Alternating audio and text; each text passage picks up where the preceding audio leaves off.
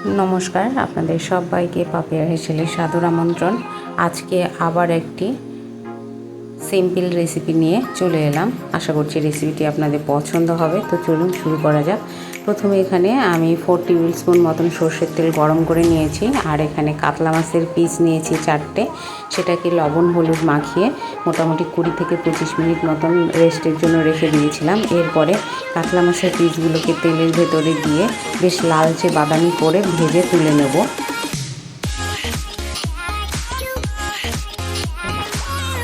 মাছগুলো ভাজা হয়ে গেলে কড়াইয়ে তেল রয়ে গেছে, সেই তেলের ভেতরে দিয়ে দিচ্ছি 2 তেজপাতা, তার সঙ্গে দিয়ে দেবো 1/2 টিস্পুন পাঁচফোড়ন।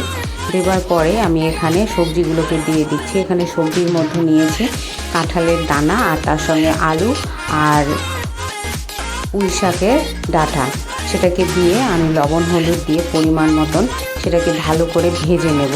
এই যে দেখুন, লো ফ্লেমে আস্তে আস্তে এই তেলের ভেতরে সবজিগুলোকে বেশ ভালো করে ভেজে নিতে হবে। এই দেখুন মোটামুটি ভাজা হয়ে এসছে। এবার এর মধ্যে অ্যাড করে দেব আদা বাটা 1/2 টিস্পুন, জিরে বাটা 1/2 টিস্পুন, আর দিচ্ছি শুকনো লঙ্কা বাটা টেস্ট অনুসারে।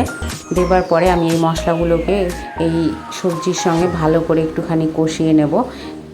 এই যে দেখুন কষানো হয়ে গেছে। এরপরে এর ভেতরে দিয়ে দিচ্ছি পরিমাণ মতন জল, দিয়ে জলটা ফুটে উঠলে আমি এর ভেতরে দিয়ে দেব ভেজে রাখা মাছগুলোকে। সেটাকে ভালো করে ফুটিয়ে নামিয়ে নিলেই রেডি হয়ে গেল সবজি দিয়ে কাতলা মাছের পাতলা ঝোল। এই গরমের দিনে খেতে দুর্দান্ত লাগে। অবশ্যই বাড়িতে একবার ট্রাই করবেন। কেমন লাগলো কমেন্টের মাধ্যমে জানাবেন। লাইক করবেন, শেয়ার করবেন বন্ধু বান্ধব আত্মীয়দের মাঝে, আর সাবস্ক্রাইব করে অবশ্যই আমার পাশে থাকবেন। ধন্যবাদ।